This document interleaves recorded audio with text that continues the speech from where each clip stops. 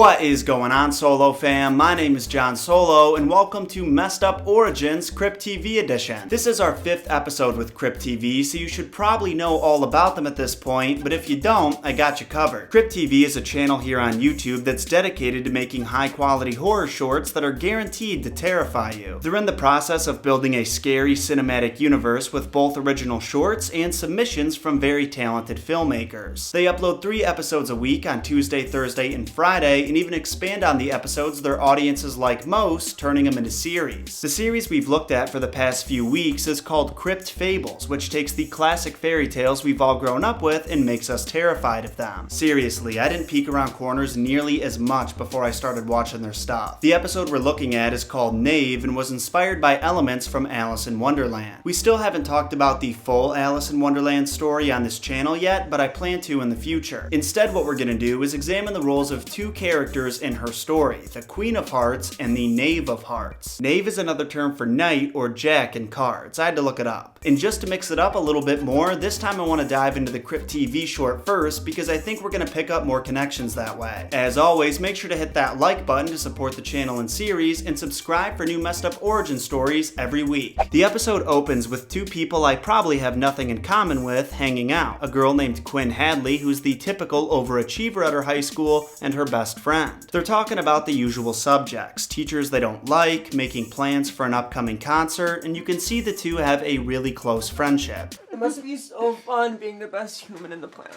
It is. The conversation turns a little more negative when they find out the new girl at school, Fern, is running for student body president against Quinn, and to make matters worse, she's got a proven track record. Quinn looks pretty upset, but her homie tries to keep her spirits up. He says maybe she'll drop out or drop dead. And you know when someone mentions dropping dead in a Crypt TV episode, something's about to go down. We then see Fern running through the woods looking scared for her life, and that makes sense because she's got a guy dressed up like a knight chasing her with an axe. Daytime turns into evening and evening into night, and Fern is still running from this psychopath trying to kill her. She does her best to escape, but the knave has her trapped. He makes an incision on her arm and draws a heart on her forehead using her blood. Fern is beyond terrified at this point, but the knight is just staring at her, letting her wonder what's gonna happen next. And as soon as she tries to get up, off with her head. Brutal, man. Just brutal. The next scene takes place a few days later. Quinn's bestie stops by at her house saying that he hasn't heard from her in a few days, and she says she's sorry, but Madam President has a packed schedule keeping her students happy. Sounds like with Fern's head being chopped off, there wasn't much competition for that election. She then wants to know what her friend recommends for Charlie's party. Should she wear something slutty or cute but pretty slutty? Why couldn't I have gone to school with girls like that? Her homie is kind of pissed because tonight was supposed to be their movie night, but she's kind of blowing him off for this Charlie fella who, as it turns out, is the prototypical douchebag. Homie looks like he's got a fire in his eyes, and you probably know what that means. The next day, we see him staking out Charlie's date with another girl who definitely isn't Quinn, and to answer your question,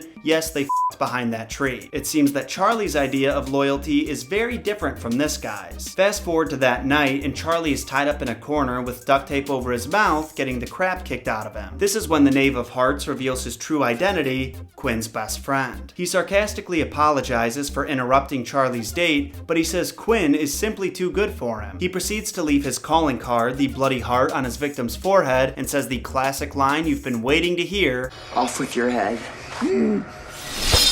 Pretty cool, right? I mean, as cool as innocent people getting their heads chopped off can be. If you want to watch the episode in its original format with sound and extended scenes, you can click right here at any time. But while you're on this video, I want to talk about Knave a little more and explore some of the connections to the original Alice in Wonderland story. So it's pretty obvious that Quinn and the Knave are supposed to represent the Queen and the Knave characters in the book. Quinn is also the student body president, so like the Queen of Hearts, she's a leader too. Also like the Queen of Hearts, Quinn seems really into the color red, and it's even the official color for her school, judging by the Letterman jackets. And let's also not forget that her phone case is literally a crown with the word Queen on it, and how similar her name sounds to Queen. There's symbolism everywhere, even in the fact that her nemesis is a blonde girl like Alice. Now, interestingly, the relationship between the Queen and Knave in the book is very different. As opposed to being best friends and buying concert tickets for each other, the Knave is actually put on trial for allegedly stealing tart from the Queen. And of course, because the trial takes place place in Wonderland, it's a complete mess. For example, a chef is called to the witness stand to explain what tarts are made of, which really has nothing to do with the knave stealing them. On top of that, if you look closely at the illustration, you'll notice that the knave has clubs on his uniform instead of hearts. The ultimate nonsense could very well be that they're not even prosecuting the right person and don't notice. And unlike the knave coming to the queen's defense and beheading her enemies like this guy did, Alice is the one who comes to the knave's defense saying how ridiculous his trial is